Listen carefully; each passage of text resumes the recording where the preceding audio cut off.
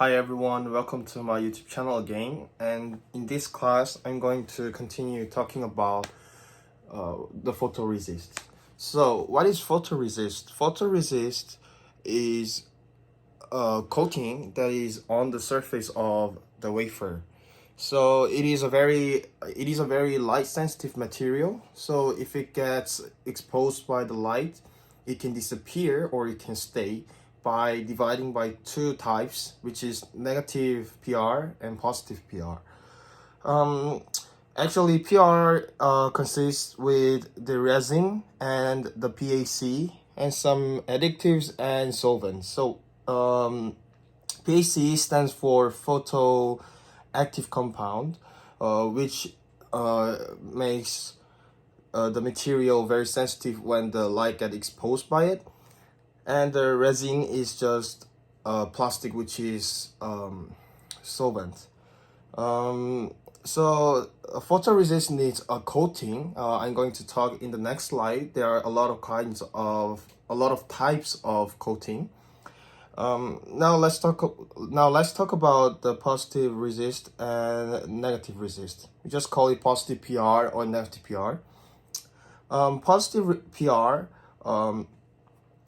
For the positive PR, when the light got exposed, and as you can see here, the light got exposed in this part, and when it gets exposed by the light, the materials get change seasoning, and the PR disappears on the point that the light were exposed.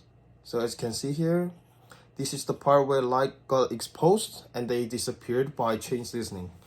However, for the negative PR, when they get exposed by the light, the materials get cross-linked. So as you can see for this diagram, when the light get exposed here, these two parts, the PR remains, and the point where the PR didn't get exposed by the light disappeared. So to conclude, the positive PR, when the light gets exposed, in that point, the PR it disappears, and for the negative PR, when the light gets exposed in 2 points, in the direction point, the PR remains, and the point where the light didn't get exposed disappears. It's easy, right? So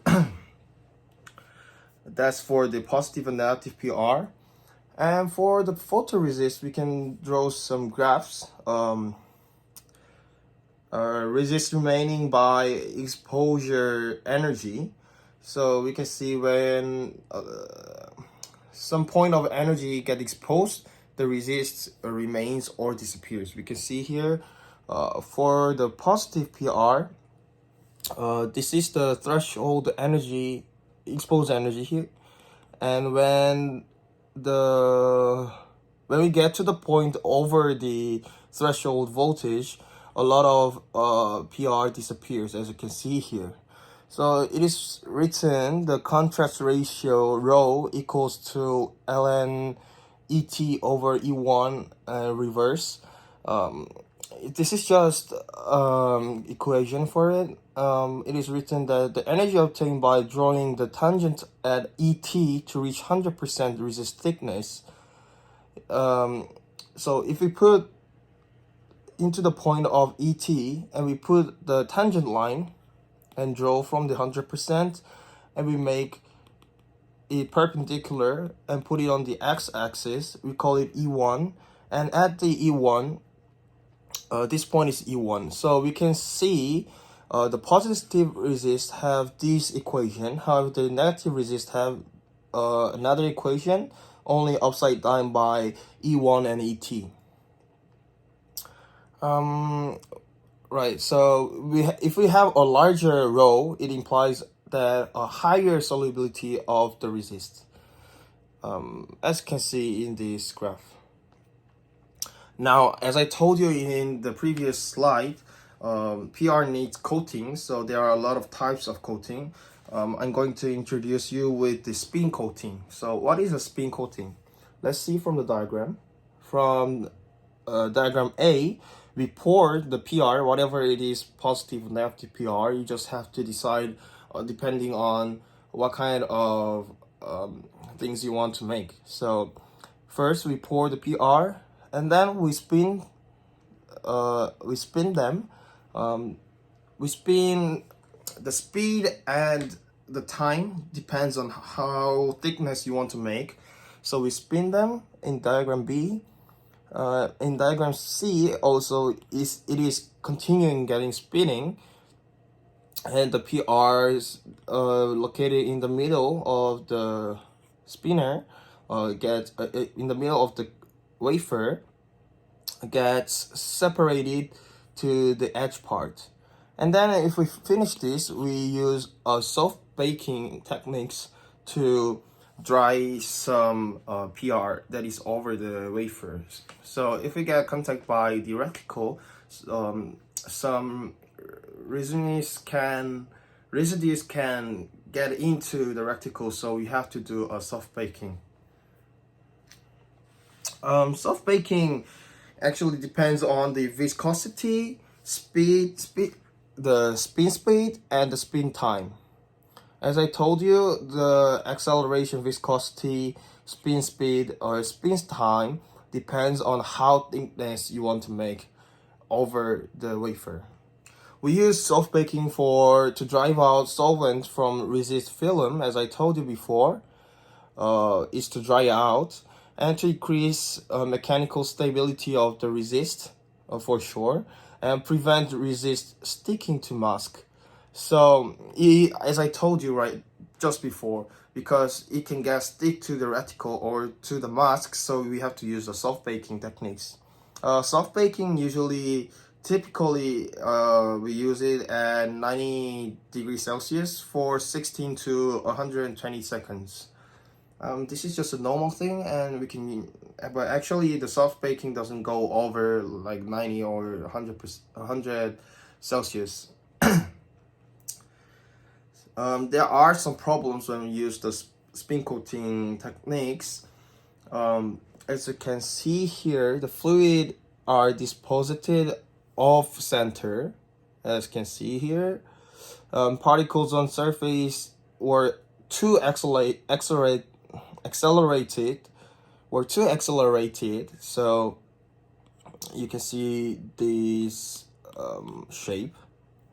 And if there are not enough PR, some parts could lack of PR. So as you can see here, and some air bubbles on the particles can occur, and air bubbles are can make some defects when we make a device. So it is important to not make these kind of problems. Also, beside the spin coating, we have deep coating and spray coating. So just briefly to talk to you, for the deep coating, you can see the diagram here. We just dip the wafer on inside the PR.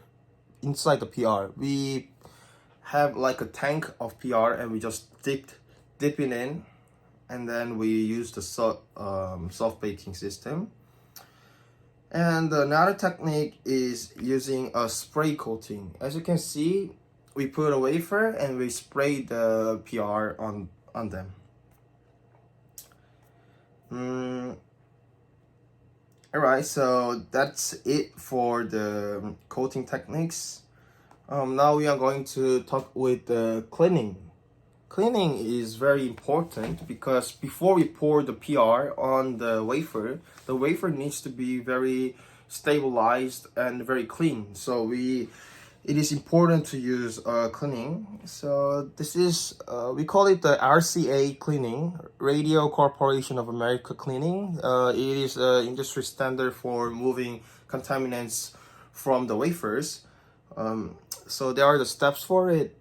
I'm not sure you can see it properly, so I'm going to read it out for you. So the first step is the organic clean. We call it SC1, removal of insoluble organic contaminants with a 5:1:1 ratio, H2O, H2O2, NH4OH from the ratio of 5:1:1. It is written like here. So we use this to remove the insoluble organic contaminants. Step 2, oxide strip. We strip out the oxide. Step 3, ionic cleaning, removal of ionic and heavy metal atomic contaminants using a solution. And then after it, we rinse them. This is just a procedure for cleaning. If you have more interest in it, you can type on the Google RCA cleaning and make it to your knowledge. All right. So that's for it.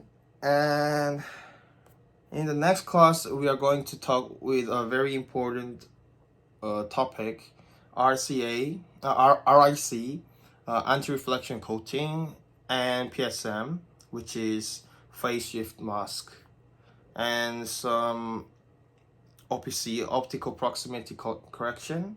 It is very important when we fabricate a device. So I hope you enjoyed my YouTube channel today, and thank you for listening to my channel. Thank you.